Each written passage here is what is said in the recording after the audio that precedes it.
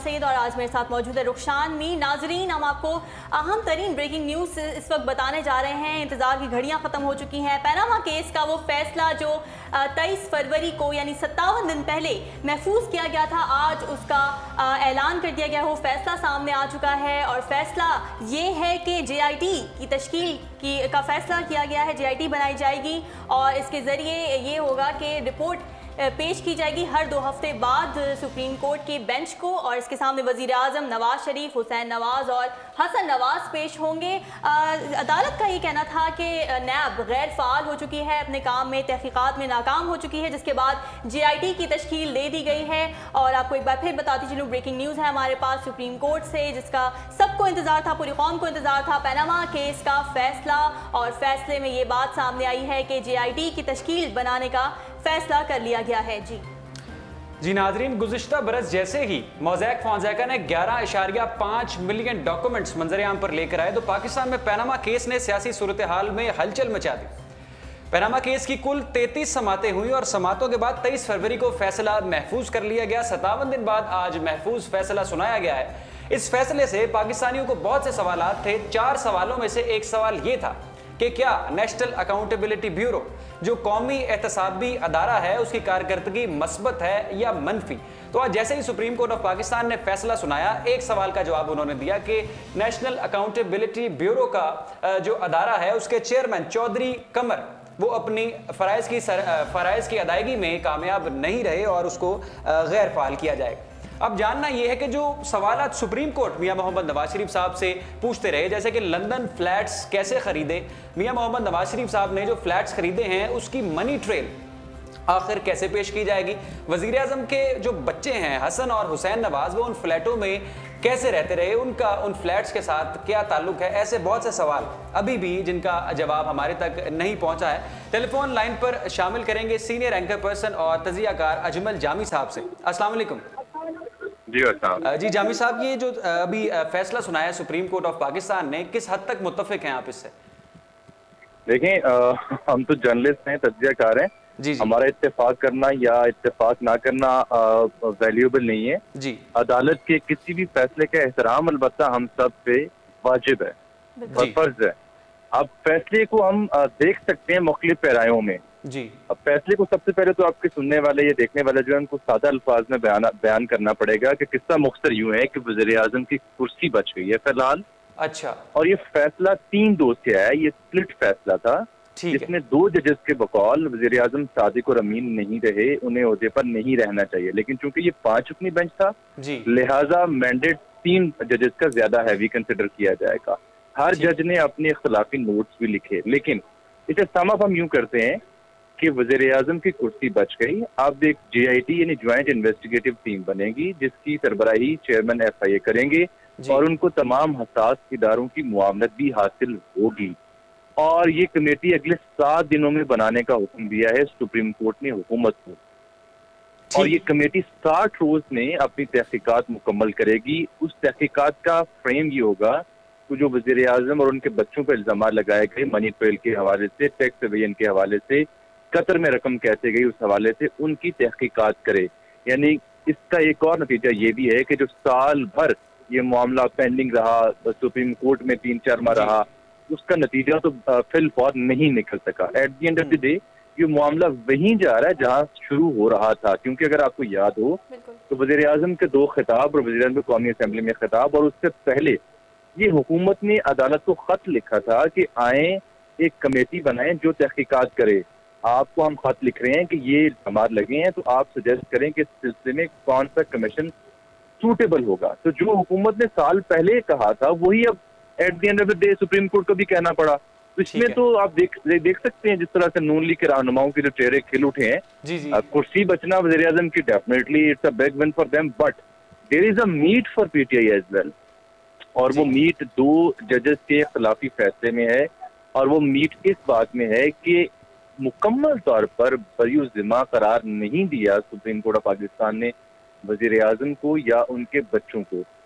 इसीलिए supreme court of Pakistan ने एक तहकीकाती कमेटी ज्वाइंट इन्वेस्टिगेटिव टीम बनाने का हुक्म सादिर किया है। और ये प्रेटी मच ऑन कार्ड्स था। इसमें आप देखें कि ISI, MI और जितने भी हुकूमती नुमाइंदे हो सकते हैं, इदारों के नुमाइंदे हो सकते हैं, यानी जैसे कि हम एंटिसिपेट कर रहे थे कि ये बड़ा पावरफुल, बड़ा एम्पावर्ड किस्म का कमीशन या इन्वेस्टिगेटिव टीम होगी, तो वही हुआ है कि इसमें आपने हसास इदारों के सरबराहान को भी, उनके नुमाइंदों को भी शामिल करने का फैसला किया। इसमें FIA के साहब भी होंगे, नैब के भी होंगे, और ये अब इन्वेस्टिगेट करेगी। यानी अगर आप सादा लफ्ज़ों में पूछें तो ये लस्सी को मजीद पतला किया जाएगा। अच्छा जामी साहब, सादा लफ्जों में मैं एक और आपसे सवाल करना चाहूंगा कि अब इसका जो JIT का जो भी नतीजा निकलेगा उससे भी वजीर आजम की कुर्सी को कोई फर्क नहीं आएगा? देखिए, मसला ये है कि जो बुनियादी तौर पर प्ली की गई, जो इस्तदा की गई थी जी इमरान खान साहब, जमात इस्लामी, शेख रशीद साहब और दीगर की जानिब से, वो ये थी कि वजीर आजम को डायरेक्टली उसमें अक्यूज नहीं किया गया था। वजीर आजम इस सारी प्ली में डायरेक्टली एक अक्यूज नहीं है। तो वजीर आजम के बच्चों का मामला है, वजीर आजम के खानदान की प्रॉपर्टी का मामला है। वो कैसे जद्दा गई, कैसे दुबई गई, कैसे कतर गई, लंदन फ्लैट्स कब खरीदे गए, पनामा में ऑफशोर कंपनी कब बनी, वो काम तो उनके बच्चों ने किया है। इसीलिए JIT ने पाबंद किया है कि हसन नवाज और हुसैन नवाज हैं, उनको इस कमेटी के सामने पेश होना होगा अगर ये कमेटी तलब करेगी तो। और अभी 7 रोज में ये JIT भी बन जाएगी। तो वजीर आजम को मेरा ख्याल है कि अब उनके लिए स्मूथ सेलिंग इज अहेड। मेरा नहीं ख्याल कि वो किसी बड़े खतरे को अब देख रहे हैं अपने लिए। बड़ा खतरा तकरीबन टल चुका, बड़ा खतरा सुप्रीम कोर्ट ऑफ पाकिस्तान के फैसले की रोशनी में लाहक हो सकता था, जो मेरा जाती ख्याल है कि वो काफी हद तक टल गया।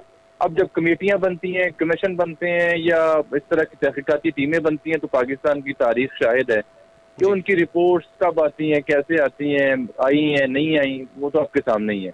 आपको, आपके देखने वालों को या आपको भी कभी याद नहीं हो किसी कमेटी का, किसी कमीशन का कभी कोई फैसला व्हाइट एंड ब्लैक तरीके से सामने आया हो।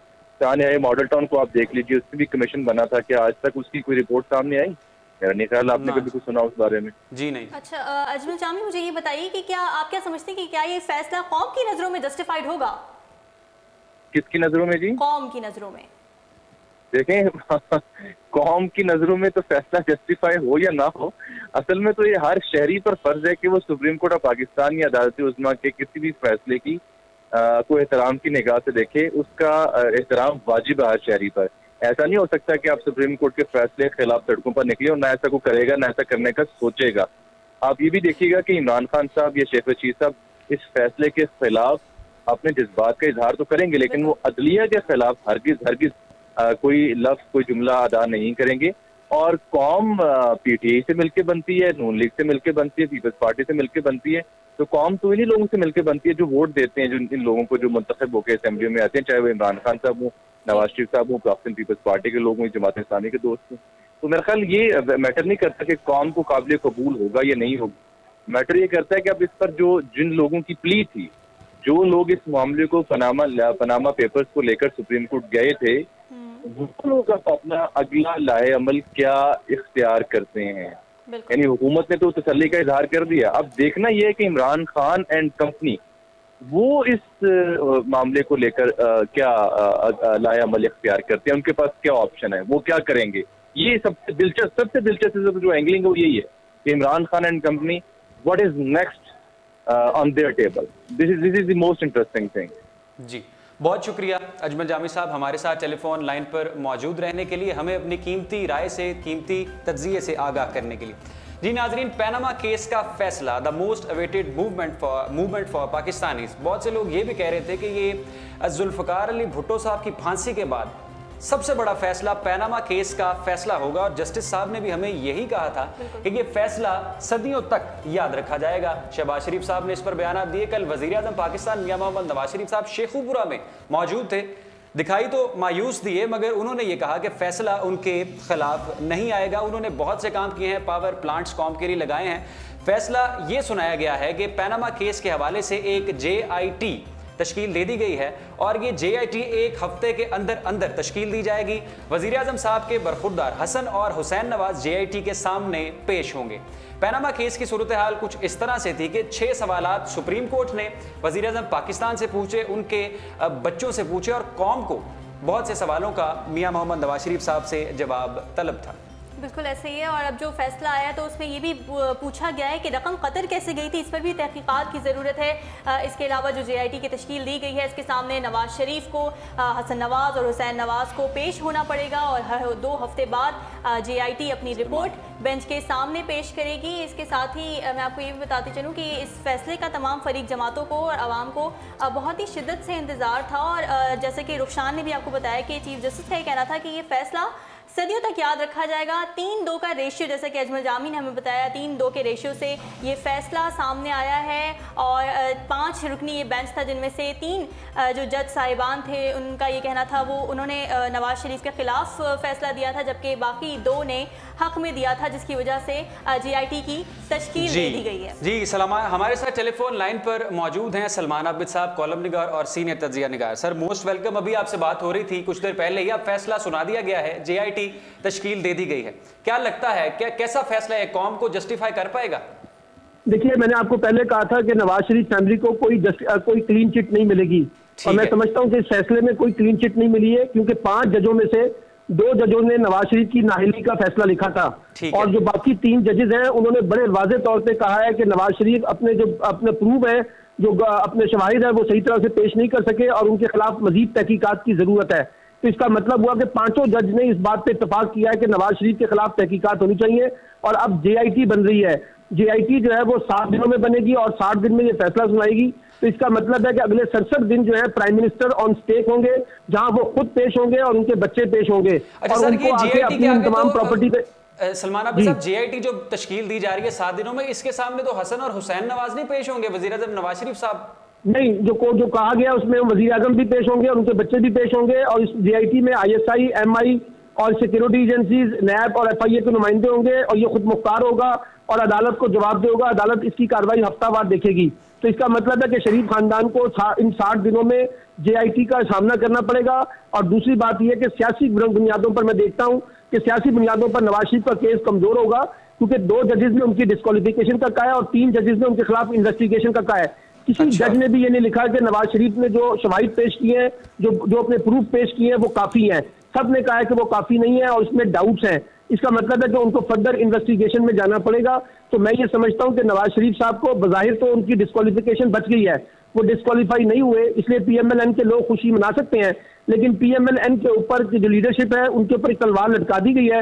अगले 60 दिन तक वो उनके ऊपर लटकी रहेगी, और इमरान खान सियासी महाज के ऊपर नवाज शरीफ को अब एक टफ टाइम देने के लिए अपनी नई हिकमत अमली बनाएंगे, जिसमें वो सड़कों पर आएंगे और उनसे रेजोल्यूशन का मुतालबा करेंगे, क्योंकि ये मुतालबा अब जोर पकड़ेगा कि नवाज शरीफ की मौजूदगी में कैसे जो है ना वो इन्वेस्टिगेशन जो है JIT जो है वो एक शफाफ अंदाज से होगी। तो मुझे लगता है कि अब आज के बाद जो सियासत है वो मैदान के अंदर खूब लगेगी, दोनों तरफ से काफी सियासी माजराई देखने को मिलेगी। सर, आप क्या देखते हैं कि 2018 के जो इलेक्शन है उन पर इस फैसले का क्या असर मुरत्तब होगा? देखिए, अभी 2018 के तो बहुत दूर की बात है, अभी तो 60 दिन के अंदर अंदर जो JIT का फैसला आएगा वही बुनियादी तौर पर डिटरमिन करेगा नवाज शरीफ के फ्यूचर के बारे में। तो मुझे लगता है कि अगले 60 दिन पाकिस्तान की पॉलिटिक्स में इमरान खान वर्सेस नवाज शरीफ जो चीज होगी वो बहुत डोमिनेंट करेगी, और देखना होगा कि इन 60 दिनों में नवाज शरीफ साहब अपना सियासी मुकदमा कैसे पेश करते हैं, क्योंकि आज के फैसले के बाद नवाज शरीफ पॉलिटिकली और मॉरली उनके ऊपर काफी मुश्किल पेश आएगी। लीगली वो बच गए हैं। अच्छा, तो पाकिस्तान मुस्लिम लीग नवाज के जितने रहनुमा है अभी भी वो परेशानी की हालत में, यानी 70 दिन अगले रहेंगे कि क्या फैसला? जी बिल्कुल रहेंगे, अगर से वो अभी उन्होंने कहा है कि जी वो अपना खुशी का इज़हार किया है, लेकिन अब वो एक बात भूल गए हैं, जो बात मैं आपको टेक्निकली बता रहा हूँ कि 2 जजेस ने उनके खिलाफ फैसला दिया है और 3 जजेस ने कहा है कि उनके जो बर्डन ऑफ जो उन्होंने प्रूफ पेश करने थे वो पेश नहीं किए, इसीलिए उनके खिलाफ मजीद तहकीकात की जरूरत होगी, और जो कतरी खत पेश किया था वज़ीर आज़म नवाज शरीफ ने उसको भी मुस्तरद कर दिया गया। जी, बहुत शुक्रिया सलमान आबिद साहब, हमें अपनी कीमती राय और तज्जिए से आगाह करने का। हमारे साथ टेलीफोन लाइन पर मौजूद थे कॉलम निगार और तज्जियाकार सलमान आबिद साहब। उन्होंने बताया कि 2 जजेस, 5 रुकनी बेंच था, 5 जजेस इस केस की समाअत कर रहे थे, और 2 जजेस ने यह कहा है कि वज़ीर आज़म पाकिस्तान को नाअहल करार दिया जाए, जबकि 3 जजेस का ये कहना है कि JIT तश्कील दी जाए, और JIT में ना सिर्फ हसन और हुसैन नवाज बल्कि मियां मोहम्मद नवाज शरीफ साहब भी उस JIT को फेस करें। 70 दिन अब बहुत टफ टाइम है पाकिस्तान मुस्लिम लीग नवाज के लिए, लेकिन दूसरी तरफ दूसरी जानिब भी खुशियां मनाई जा रही हैं। जो इतलात हमें मौसूल हुई, पाकिस्तान तहरीक इंसाफ के जो कारकुनान हैं, जो सियासतदान हैं, वो भी पुरअज़म हैं, पुरजोश हैं, और दूसरी तरफ यहाँ से भी पाकिस्तान मुस्लिम लीग नवाज से भी जोशो खरोश का मुजाहरा किया गया। क्लीन चिट नहीं मिल सकी है ना, मसला ये कि क्लीन चिट नहीं मिली अभी नवाज शरीफ को। अभी सूली पर आप कह सकते हैं, जिस तरह से सूली पर अभी है, लटके हुए हैं। और देखना ये है कि अब ये बाकी जो अगले 60 दिन आ रहे हैं, ये क्या फैसला लेकर आते हैं मुल्क की सियासत में भी, और तमाम सियासी जो जमातें हैं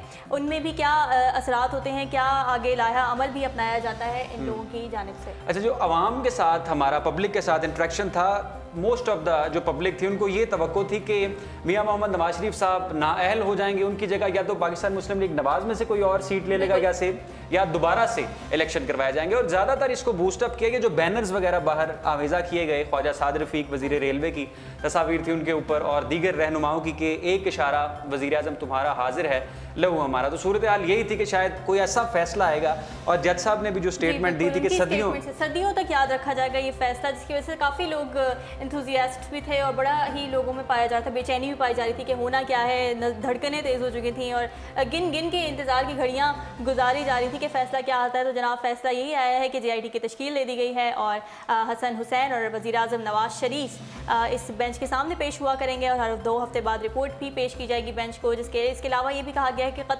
कतरी ख़त जो था इसकी भी तहकीकात पूरी नहीं हो सकी हैं, नैब को गैर फ़ाल करार दे दिया गया है, नैब नाकाम हो चुकी है, जिसके बाद JIT की तश्कील का ऐलान कर दिया गया है।